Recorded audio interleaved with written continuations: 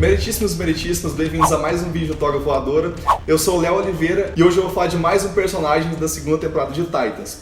A gente vai abordar a história do Aqualad hoje, que é uma das novas e grandes adições desse universo da DC. Aqualad implica em Atlântida, e Atlântida é talvez o reino mais interessante assim, do lado místico da DC, porque é muito amplo, tem muitos reinos, tem muitos personagens marcantes, tem sidekicks, tem personagens que funcionam como vilão, funcionam como anti-herói. Eu acho que o pessoal vai estranhar que não é o Aqualad que a gente estava esperando, porque a gente estava esperando aquele Aqualad lá da animação do Justiça Jovem.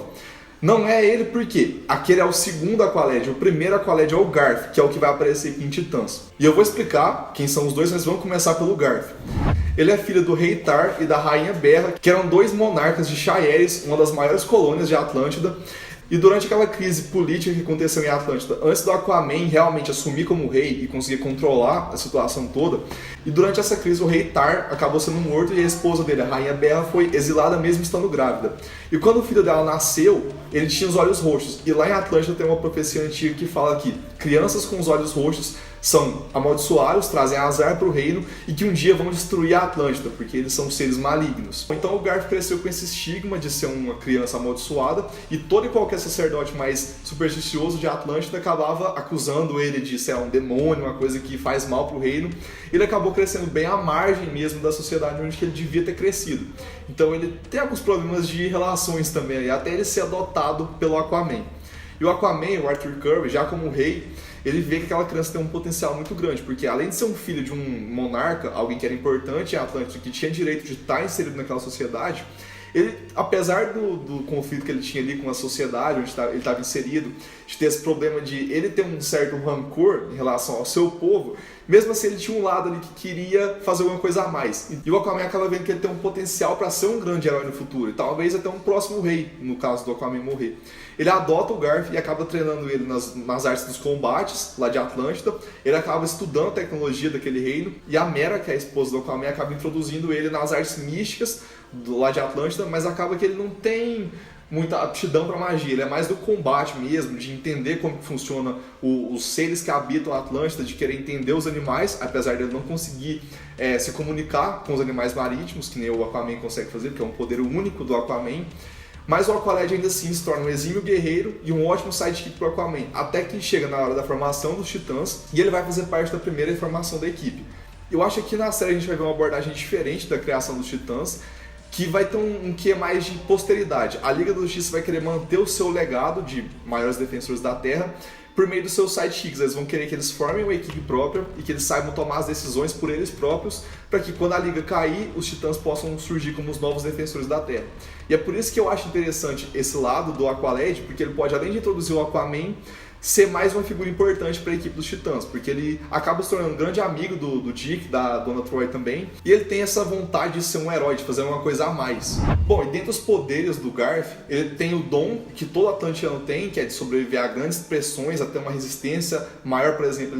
Ele é a prova de balas, a pele dele é super dura, porque assim como todo atlantiano que sobreviveu ao cataclismo que afundou a Atlântida, ele aprendeu a sobreviver lá no fundo do mar. Então ele é realmente um ser que tem uma força física maior, que tem uma agilidade maior aqui fora, e que na água ele tem realmente super velocidade, ele consegue se movimentar muito bem, ele se torna um exímio guerreiro dentro da água. E além disso, ele aprende algumas habilidades com a Mera, ele não chega a aprender a magia lá de Atlântida, mas ele aprende a movimentar grandes massas de água, ele aprende a controlar a densidade de água no corpo de uma pessoa, ele usa isso para aquecer ou para congelar o inimigo. Então tem uma gama bem interessante de poderes. Acho que eles vão limitar um pouco, assim como eles fizeram com todos os outros Titãs, porque é uma série, então é difícil fazer um orçamento altíssimo em todos os episódios. Faz sentido reduzir, então não esperem que ele vai ter todo esse potencial aí como guerreiro, mas acho que vai ser interessante ver a abordagem que eles vão dar. Bom, então, já que a gente falou do Aquaman, eu acho que é inevitável que a gente tenha a abordagem dele e da relação dele com a Atlântida, como que vai estar o reino hoje em dia. A gente viu no filme do Aquaman lá, do Jason Momoa, que é meio que o começo do herói ali, a jornada dele como rei acabou de começar. Mas como em Titãs a gente está tendo uma liga já consolidada, heróis mais experientes, eu acho que vai ser interessante ver como que o reino de Atlântida ficou depois de alguns anos sob o comando do Aquaman. Ver como que o Arthur Curry saiu mesmo como um líder, como uma pessoa que conseguiu pacificar o reino e organizar de novo aquela sociedade. E além disso, a Atlântida é muito rica, tanto do ponto de vista biológico, porque tem muitos super seres lá, tem muitos animais interessantes, quanto do ponto de vista tecnológico. Eles são bem avançados, eles têm um potencial para trazer um contraponto em alguma eventual batalha que for acontecer com seres extraterrestres, por exemplo, porque Cadmus, ela tem uma importância nesse rolê aí de trazer seres extraterrestres, novas raças de alienígenas que têm interesse nos meta-humanos da Terra. Então, se for ter alguma guerra, acho que é inevitável trazer a Atlântida pro rolê, porque eles são uma raça muito poderosa e que pode ser aliada dos humanos. E além disso, tem o lado místico lá de Atlântida. Como a gente já falou no vídeo dos 10 fatos que a gente pode esperar da segunda temporada, a gente acredita muito que a magia vai ser o caminho que a DC vai optar, justamente para diferenciar da Marvel, que está indo mais pro lado cósmico. Além da Ravonna e do pai dela, o Trigon, e de alguns outros heróis que podem realmente trazer a magia, no conceito mais clássico do termo, para o universo da DC, Atlântida tem uma magia bem mais peculiar, que tem a ver com o entendimento do mundo onde eles estão situando ali, a magia que vem do mar mesmo, que tem essa ligação com manipulação da água, com comunicação com outras formas de vida, que tem essa questão dos ancestrais também, até da mitologia grega, porque Atlântida é da Grécia, então tem esse rolê todo com Poseidon, com o tridente Netuno também, então é interessante trazer esse lado mais mitológico também. Bom, e uma coisa que eu falei lá no vídeo dos 10 fatos de Titans, é que um dos motivos que eu acho que vai causar o rompimento da primeira geração dos Titãs é justamente a morte de algum dos membros. E quem é mais forte para ser esse candidato aí é justamente o Aqualad. Porque a gente não vê o Garth aparecendo em nenhum outro momento da série, a gente vê no trailer aparecendo em flashbacks, quando tava todo mundo com os uniformes originais ali ainda.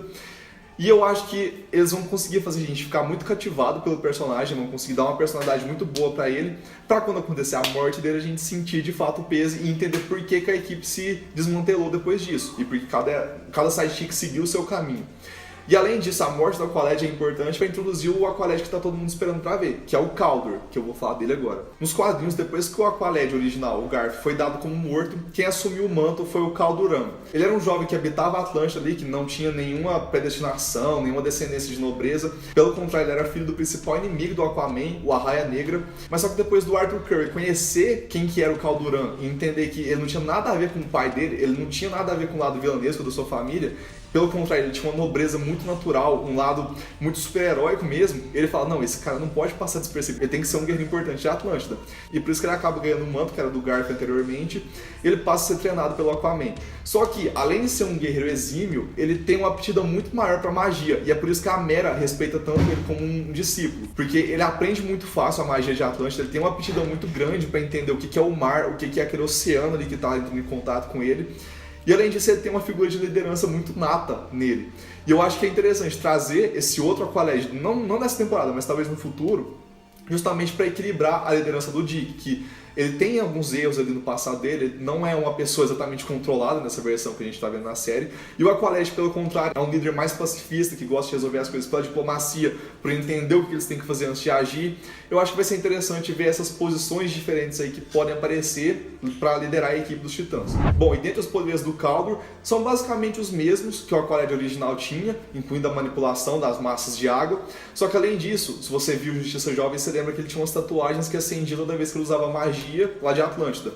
E é justamente isso, as tatuagens simbolizam a conexão que ele tem com as formas de vida do mar, ele consegue em algum grau entender o que os seres estão comunicando entre si, e ao mesmo tempo ele consegue entender o fluxo da vida marítima e da água onde ele está inserido ali. E é por isso que ele é interessante, porque ele tem esse lado místico bem mais aflorado. Então por isso tudo eu acho que o Kaldor, como o Aqualad, combina bem mais com essa nova geração de Titãs, porque ele é sangue novo na equipe, ele tem esse lado mais místico e que a gente está realmente apostando bastante que a DC vai seguir por esse lado, até porque tem a Ravonna. A Ravonna é inevitável abordar magia, então ter mais personagens místicos faz mais sentido ainda. E além disso, como a gente já falou que a Rose Wilson, ela vai ser importante na série como aquela heroína que tem um pai que é um super vilão, que eu vou falar dela no vídeo sobre o Slade, mas aqui, ter o Kaldor como Aqualad vai deixar um futuro brilhante pra série, porque eles podem abordar a relação que ele vai ter com o pai dele, o Arraia Negra, que é um dos grandes vilões da DC e que tem potencial narrativo, essa relação de pai e filhos aí, problema de vilões e heróis, tipo, é vilão e herói, mas é família, então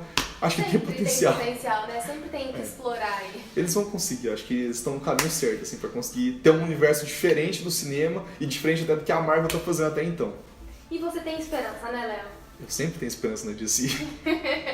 Bom, e além disso, o Kaldor consegue manipular a água fora do oceano ali, ele consegue dar formas físicas para ela, por exemplo, criar escudos, criar lâminas, ou mesmo disparar rajadas de água nos inimigos. Então, eu acho que Pro CGI da série não é o ideal ainda, mas fica aí no ar. Bom, então é isso. Se você gostou do vídeo, deixe seu like, se inscreva no canal, ative as notificações para receber os próximos vídeos.